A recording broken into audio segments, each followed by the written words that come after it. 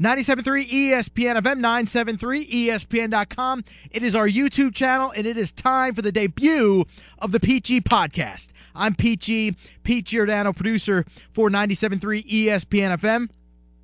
And each week after the Eagles game, win or lose, we're going to come on here. We're going to break down the game, what went right, what went wrong for this Eagles game, and a bit of an extended version, if you will, of the Pete G's Hot Take of the Week. I did that in the offseason, but now it's football time. The 2015 season is here, and the Eagles are 0-1. Why are the Eagles 0-1? We're going to break down this game. Eagles lose to the Falcons 26-24 on Monday Night Football. And if you listened to Chip Kelly after the game and in his day after presser today on Tuesday, he told you, and he told the media, that it really was a tale of two halves. So we're going to start with the first half of that football game on Monday Night Football down there at the Georgia Dome against the Falcons and what went wrong. And first off, if you judged this team in the preseason, which I know Adam Schefter did, I know Louis Riddick did, I know a lot of fans did and a lot of the media did. If you judged this Eagles team in the preseason, you had them going to Santa Clara for the Super Bowl. You had them playing in Super Bowl 50 out there in California. But if you judge them off of week one against the Falcons, maybe, just maybe, you're not too sure of that prediction anymore. And it's funny because the team came out so rusty. The team came out so sluggish in that game yesterday with a lot of 3-and-outs. Sam Bradford misread a couple of his wide receivers. Zach Ertz ran the wrong routes. So the quarter number one was very rusty. You didn't get going. You could not get that run game going. And I wonder why that was, because if you go back to the preseason, and I know it's preseason, but this team, they were gangbusters in the preseason. Green Bay, 10 for 10. 3 touchdowns. They were moving the ball. Sam Bradford was moving the ball. Even Mark Sanchez was moving the ball from time to time in the preseason. And I just wonder where that play was when you fast forward to the regular season. Why did that play not translate in the first quarter, in the second quarter of that football game yesterday? Because if I'm a player, I'm gonna go down to the Georgia Dome. And with all the press clippings out there and with everybody predicting that we're going to be Super Bowl champions, I'm going to come into that stadium and I'm going to look to take the game over. I'm going to look to make a statement in that game yesterday, and there was no statement. There was just absolutely no statement from the offense, especially. The defense really came to play in that first quarter, second quarter, early on in that second quarter with the Kiko Alonso interception in the end zone. And you held them to a couple field goals as well in that first half. So the defense really kept them in that football game in the first half, because it's 20-3 at halftime. Very well easily could have been 31-3 or 27-3. And the Eagles defense kept them in the game. Halftime, Chip Kelly, don't know if he had a nice little pep talk going. Don't know what he said, but in that third quarter, you get the interception off of Matt Ryan, the quick score there. All of a sudden, it's 20-10. Defense comes up big yet again. And then came the 95-yard drive, really 120-yard drive if you factor in some of the penalties. Jason Kelce, I know, had a couple of them. But really, that was the drive to me that was the drive to me. Not going 95 yards, starting at the 5-yard line, deep in your own territory. That's the statement drive where, yes, this team, if you play that sort of style and that sort of tempo all season long, you could find yourself in the NFC Championship game. You could find yourself in Santa Clara for the Super Bowl. That third quarter drive, to me, and this is another reason why I think Sam Bradford is on this team now, very accurate with his throws, quick release as well, and the chains kept moving.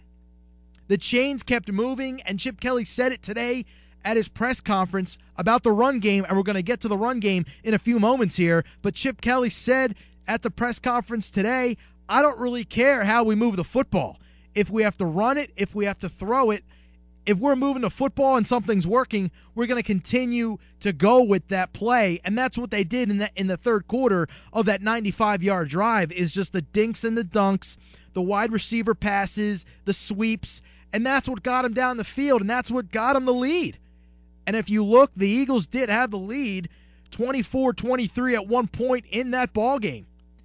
Matt Ryan hits Julio Jones on a long pass, beat Byron Toast Maxwell, and we're going to get to Maxwell as well in a few moments, but Atlanta takes the lead, and then you have all hell break loose on that next ensuing drive with the Cody Parkey miss. Fourth down comes, and you have the Jordan Matthews drop as well. So it really was a tale of two halves. Eagles looked much better in the second half, but it was too little, too late. And when you have Matt Ryan and when you have Julio Jones really in a zone during that game, it's going to be hard to find yourself winning that football game after digging yourselves in a 17-point hole. You remember the Eagles fell to Jacksonville, 17-point deficit at halftime. What happened? They came back and they won the game. Well, Jacksonville didn't have Matt Ryan and Julio Jones on that day. The Falcons did, and that's why you lose yesterday 26-24. So why did they lose 26-24? Well, first, question number one is, where is the running game?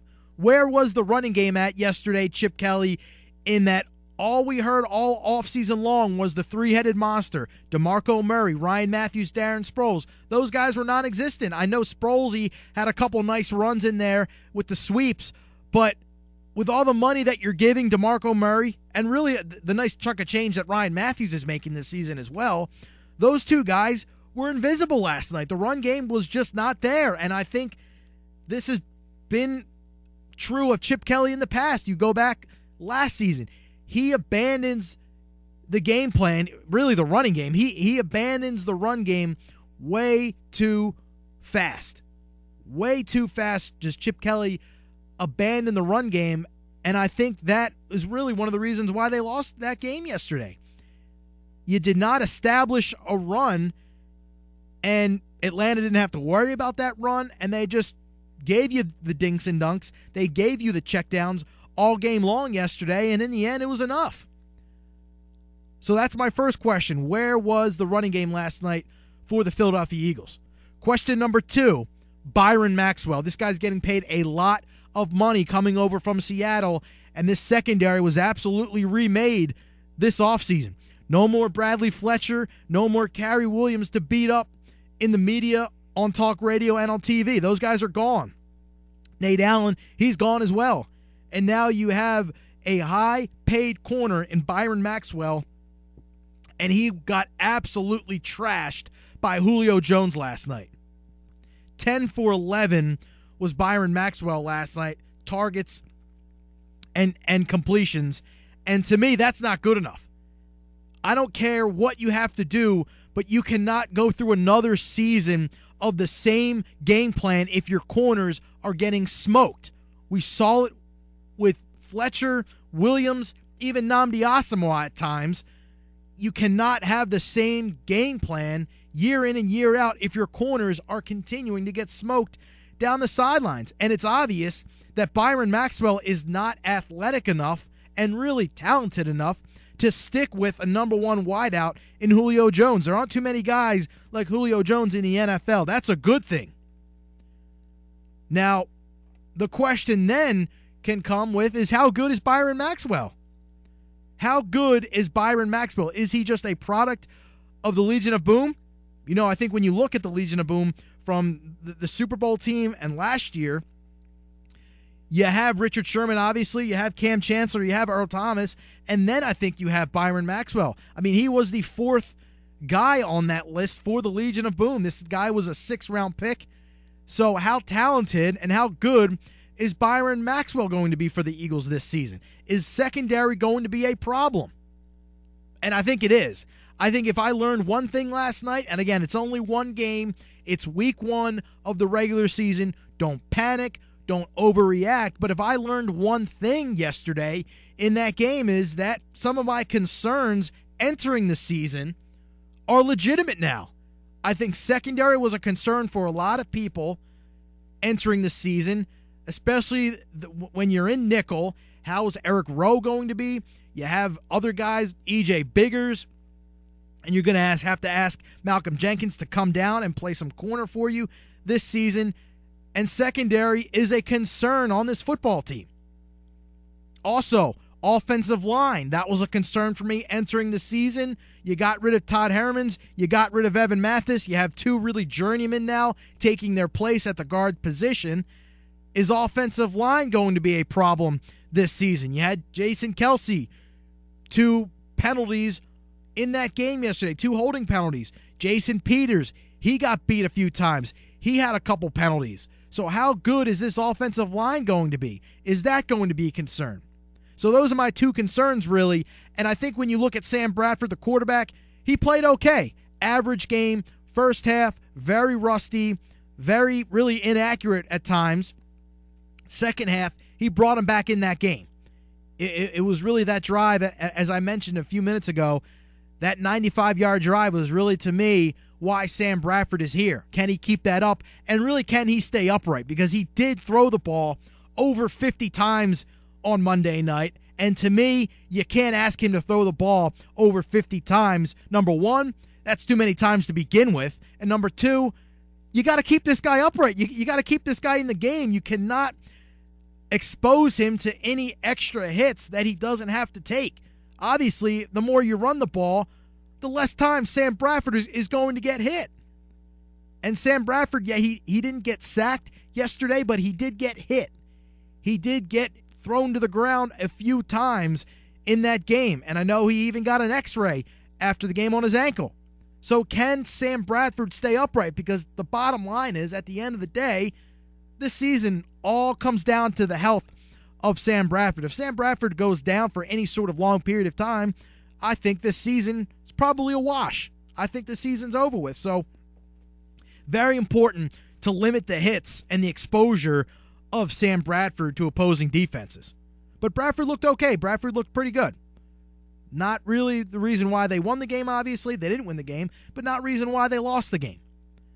And I think as we close things up here on the PG Podcast, 97.3 ESPN FM, our YouTube channel, we go to Cody Parkey. And that scenario on the 4th down call, I think you can put a little blame on Chip Kelly there. It was very rushed.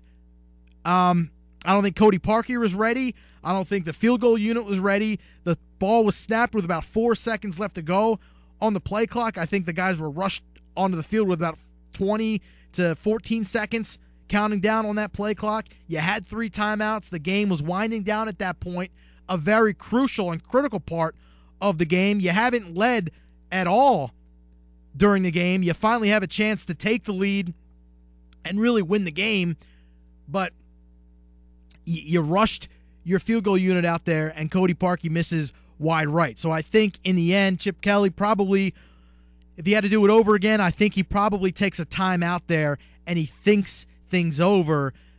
And I think I think that it was the right call to send the unit out there.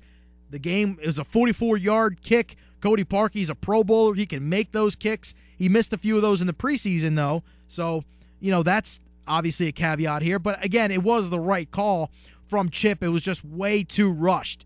And that really is a product of the up-tempo style that he runs. Sometimes you can excel in it, and other times it can really come back to bite you. And I think that was an instance where it came back to bite you. And I think if you go back to that 3rd down call, 3rd and short, Matthews was in the game. Maybe you take some time and you sub him out and you bring in DeMarco Murray. I know a lot of fans would have rather seen DeMarco Murray in the game for a 3rd and short run, even on the 2nd and short. So I think at times the up-tempo style can really come back to bite you. And you can also say it could have been true for the Jordan Matthews drop.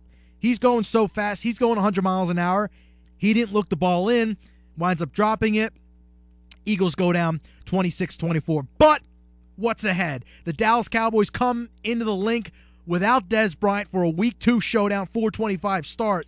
And again, it is still Week 2, and this is just the second game of 16 on the schedule, but it's very crucial for the Eagles to really bounce back, not have a sluggish start, not have such a slow start in this game, and not dig yourself into a 10 to 13 to 17 point deficit. So it's very important, I think, in week 2, when you're facing a team who's a little bit banged up right now without Dez Bryant, without a guy like Randy Gregory. Obviously, Greg Hardy's not playing. I think it's very important to jump on this team early, make Dallas become one-dimensional, and just have to throw the ball. I think it's very, very critical for this team to get off to a fast start at home in front of their home fans in week 2 of the NFL season. This is the Peachy Podcast on 973ESPN.com, our YouTube channel. Again, each week after the Eagles win or lose, we're going to come on here, we're going to break this game down, give you my thoughts, give you my opinions, and really what went right for the team, what went wrong for the Eagles in their 26-24 loss to the Atlanta Falcons. They are now 0-1 on the year. Dallas is 1-0. The Giants 0-1. The Redskins 0-1 as well. But big-time showdown, week 2, 425 at the Link. I hope you'll be there. I'm trying to get there as well. This is the Peachy Podcast on 973ESPN.com. We'll talk to you next week.